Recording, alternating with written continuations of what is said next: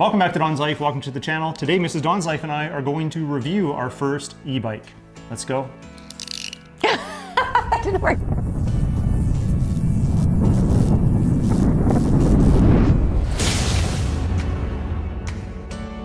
So the e-bike in question is made by Windone. They reached out to us because they wanted us to review this bike in winter conditions, and we have no shortage of winter conditions right now. That's true. Here in Canada. So that'll be coming up in the video, but first we need to unbox it. This model is called the E2 Fat Tire Something adventurer. Off-road Adventurer. So Try that again. The model we're looking at is the E2 Fat Tire. Off-road adventurer.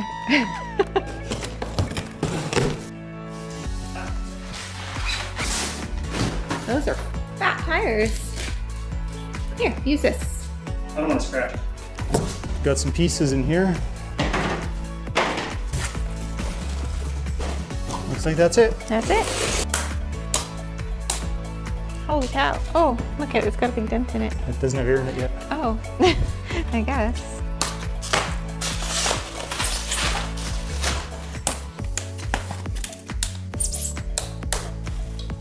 It's our battery. Looks like a spotlight.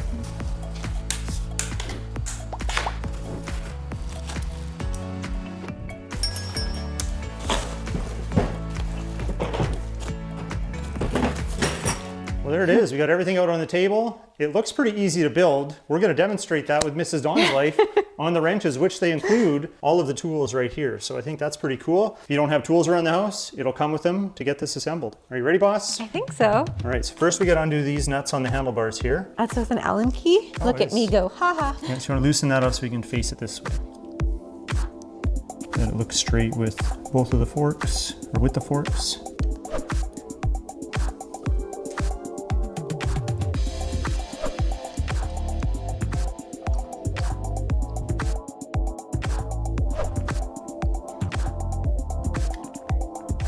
All right, that's nice and tight. Good job, good job. Now we did go out of order. They say do the wheel first, then the handlebars. I like to flip bikes upside down when I put front wheels on. So let's do that quick. You hold the camera. Sure. Ooh, pop a wheelie. Oh, was the handlebar nice and tight? Is that... Yeah, it's tight. Okay. There's suspension not connected on the bottom. Can You I? got it? Yeah. So since you're holding the bike, I'll get the wheel and put it on, but this just goes to show that you may want a second person to help you with some aspects of assembly. You gotta remove this protective shipping plate. I thought that was like part of the bike. And this is a disc brake, and it goes right in here between the brake caliper. But you notice we don't have our hub or our bolt that goes through there, so we gotta grab that quick. To assemble this, we're gonna need to put the hub in first. So see there's a spacer on that side, a spacer, a washer, and a nut on this side. We want the small spacer on the side with the disc brake.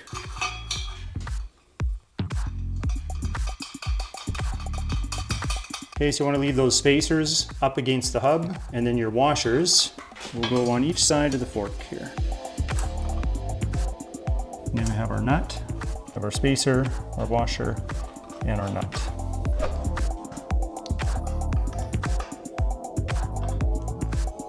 Well, there are the wheels on, and since it's upside down, let's just skip to the pedal step. Bye then. That's how I get my frustrations out.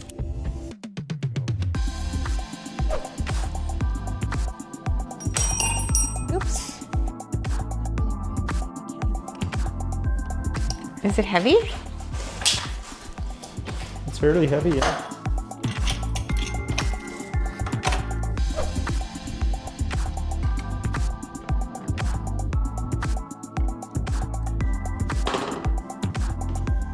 Well, look at that, it's starting to look like a bike. Good job. So now what we have left is what? Headlight. Headlight right here.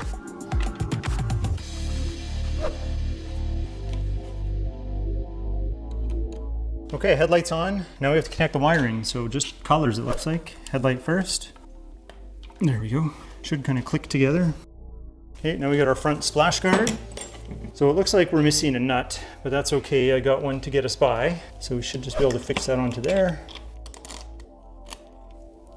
So only one thing left before we put the battery on it. The, oh my God, my wife is driving a bike bell. So that wasn't too bad to assemble. We're gonna put some air in the tires momentarily. They give you an inflator here as well, but I'm just gonna show you how to connect the battery, and then we're gonna have to wait for some better weather. Don't worry, that'll be part of this video. It's blizzarding today. It's blizzarding today. It's minus 34 with the wind chill. It's not e-bike riding weather. So let's pop this on, just like that. And then there's a key here, so you can lock it down and nobody can steal it. So on the battery itself, you have a power button here. Hold that down, shows we have 3 bars, so it's ready to use. Okay, we have a couple days of good weather now. We are ready to go. You can see the tires are wet. I had it outside just a little bit to get a feel for it. I only put 20 pounds of pressure in the tires. You can do up to 30, but because it's snowy outside, I actually wanted less pressure. I could probably get away with 15 to be honest, but I started with 20, and that way I was able to see what it could or couldn't do in the snow. But before we go outside, we should consult the user manual and know how to control this e-bike. And you have your kickstand, quite heavy duty, quite robust, a lot of strength because it's welded to the frame. You're definitely gonna want that because it's not your typical bicycle. It's gonna be a little bit heavier. So let me walk you through the operation with the controls. You have your left brake lever here, and that will adjust the caliper down there to slow you down with the front wheel. And to slow down the back wheel, that's this one here. This is your gear shifter for when you're pedaling. So if you want to pedal, you can adjust it with this. This turns the gears up. This lets the gears down. We have our bell. Hold down this button here to turn the display on. You can see it has lots of information. I have mine in kilometers. You can change it to miles. There's a button right here which allows you to go through the different settings, check your trip meter. This is our battery level indicator. That's your speedometer or speed indicator. If we had any errors or faults would appear here above the speedometer. When you press the brake, it will light up here. And that's for both of them. When you press the brake, the motor will stop instantly and you'll just be coasting. Now the plus minus here will change our torque settings for the motor. You can go all the way up to 5 right now. Anything from 1 and above means the throttle is on. So if I was to give this a twist, the bike will lurch a little bit here. So the minus button will bring the torque down. 0, now we got nothing. Now if you wanted to walk the bike, but you wanted it to help a little bit while you pushed it, you hold down this button here. It's gonna lurch for a second. So that will actually help you walk the bike and make it a little bit easier. Maybe you're in deep snow or something like that, which I'm pretty sure will happen when I take this outside. It's called a push assist for a reason, because there might be times where you need to walk the bike and it will do some of the work for you. We have our bell, let people know that we're coming up behind them. This is the throttle, which I kind of showed you there. Has quite a bit of roll to it. You just want to roll it with part of your hand there. And of course we have our headlight. That is this button right here. Little press turns it on, press again turns it off. As long as the bike is on, you also have a working brake light. Now these forks do have suspension. You can adjust the preload with these knobs here, loosen them to the left, tighten them to the right. And then for your shock absorber, there's an adjustment screw right here. You may have to take tension off of it by undoing the bolt to be able to twist this, and you'll have to hold it at one end so it just doesn't keep spinning in place. But there's a bunch of threads on there so you can change the distance of travel when it comes to your shock absorber. And to shut it down, hold down the power button, it'll turn off. Well, let's not waste any more time and let's go put this to the test, the snow test.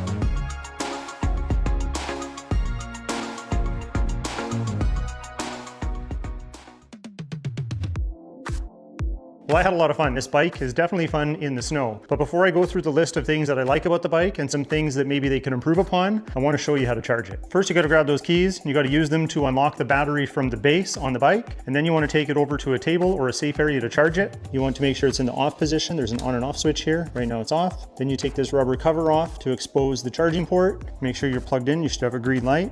And then when you plug it in, just like that, it'll turn red. Once charged, this will turn green, which on a dead battery takes about 6 to 7 hours. And a couple safety tips when charging: make sure the battery is not hot to touch from recent use. Let it cool down. Charge it in room temperature, not outside in the elements, not where it's too hot or too cold. Make sure it's in a safe, dry location when charging. Also, you may want to set a timer for when you expect the battery to be done and charged, and then unplug it so it's not sitting there for days at a time, still plugged in. So let's talk about my experience with the E2 Fat Tire Off-Road Adventurer. You can use this information to compare to similar e-bikes on the market as well. So starting off with things that I like, I have to say the hydraulic disc brakes are absolutely amazing, both on the front and the back. The stopping power you get for a bike at this price point is top notch. And who wouldn't like these rugged looks? I mean, look at this bike for a second. And these 4-inch tires perform pretty good on the snow. If the snow was packed, you could see in the video footage, I was able to get around no problem. I was able to accelerate. I wasn't spinning out all the time. So they worked really well for that. If the snow was deeper or unpacked, well, that's a little different story, especially if there's ice underneath that snow. Then you might have to walk the bike in some situations. But for getting around an area like mine in the city here, with all the paths and walkways, it was really no problem. Now, if you're looking to haul the bike with your vehicle, I would recommend a hitch mount just because of the weight of the bike is about 100 pounds. To load it up ramps or carry it into the back of a vehicle would be quite heavy. So a hitch mount would work fine, and there's lots out there for 4-inch or 5-inch wide tires. Overall, I find this bike very comfortable. The seat position's pretty good. I've got to sit further back because I'm taller. The rear shock absorber has not been adjusted for my weight, nor have the front shocks. They can still be adjusted, but because we have multiple people in the family riding it and testing it out, I haven't made those adjustments yet. But overall, pretty comfortable bike. Considering this is a 500 watt motor with 750 watts of peak power from the 48 volt 13 amp hour battery, it definitely has some good range. If you're going to use pedal assist with the electric motor, the manual claims you'll get 46.6 miles or 75 kilometers of range. Now, if you don't feel like pedaling and you want to go pure electric, at 165 pounds of weight, you can get up to 28 miles of range or 45 kilometers. Because I weigh more, I'm not going to see that distance, but it's nice to know you can still go pretty far. Now, when it comes to speed, I feel that this is fast enough for where you would be allowed to ride it. Local laws and regulations vary, but the 28 miles per hour or 45 kilometer speed limit probably works in most areas that are regulated. As for hills, I feel that it tackles the light to medium grades. However, the 20 to 30% grades are still within its capabilities, but you might need a little extra momentum and the odd time have to assist with the pedals. Now, those are the things that I liked about the bike, but there's a short list of things that I feel that could be improved. Now, I'm 6 feet tall, so getting on and off the bike is not a problem at all. Getting to the kickstand, all that's really easy. However, pedal position, because of my height, could be a little bit of a problem. I found that I didn't want to pedal that often because if I was sitting here where a lot of people will sit that are shorter than me, my leg is just bent too far, and that's in the extended position. If I sit at the back of the seat, I can extend my leg a little better, but it still doesn't feel quite natural or as comfortable as my full-size mountain bike. But if you're shorter than 6 feet and probably taller than 5'4", I'd say it's probably a non-issue. But for me, that's just one of the things that I wish we could improve. Maybe if there was a seat height adjustment, that would be something that would benefit me. Now, if you're looking to use this e-bike for daily commute, the bike itself has an IPX4 weather rating, whereas the battery charging over there is IPX5. That means it can handle, a little bit of splashing, some mud and that type of thing, but it's not recommended for rain use. So please keep that in mind. Even when you wash it, you're not going to be able to spray directly onto it. It's recommended that you use a damp cloth to clean it. I'm sure that makes sense because even the battery tray here, you can see the electrical contacts at the bottom. You would not want to get water in there. That would be bad. I definitely agree with the recommendation to clean it with a damp cloth because you would not want to use flammable solvents or cleaners when working around the high voltage electronics. Now, as a fun e-bike just to drive around the city and the trails within your community, I think they nailed it, especially at the price point. I think as it is, the E2 Fat Tire Off-Road Adventurer is an excellent bike. I do have a wish. I wish they made a little more powerful version of the same bike for somebody like myself. I do have extensive riding experience, including BMX freestyle. So to have something even a little more extreme, I would like that, but that's not going to be for everybody. So I think as it is, at the price compared to what else is on the market, I think this is a really good bike. And of course, if my wish was granted and they made a more extreme version, of course the cost would go up, so that always has to factor in. And compared to the others in its class, it ranks well with power, comfort, range, and safety due to those hydraulic disc brakes. And of course, it's got everyone beat on looks. I'd like to thank Windone for sending this e-bike over, allowing Mrs. Dawn's Life and I to review it. If you're considering an electric bike, you may want to take a close look at this one. So if you are interested in the Windone E2 Fat Tire Off-Road Adventurer electric bike, then I'll leave links in the video description below. You can use the fan code DLE2 to save yourself 5%. And on that note, if you like today's review, hit that like button. Please consider subscribing, and we'll talk to you next time.